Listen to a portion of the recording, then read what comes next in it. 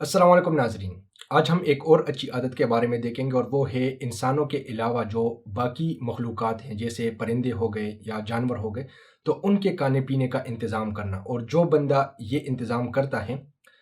تو وہ بھی اس کے لیے بطور صدقہ جو ہے وہ شمار ہوتا ہے۔ اس حوالے سے ایک روایت میں آتا ہے، نبی کریم صلی اللہ علیہ وسلم نے فرمایا، جو مسلمان بندہ کسی درخت کا پودا لگائے یا کھیتی کرے،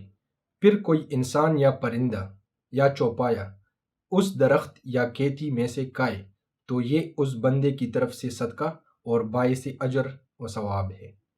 اب اس حدیث سے ہمیں پتہ چلتا ہے کہ اگر کوئی انسان جو ہے وہ کوئی درخت لگاتا ہے یا کھیتی باڑی کرتا ہے، اور اس کھیتی باڑی میں سے کوئی کچھ جانور جو ہیں وہ کچھ کھاتے پیتے ہیں،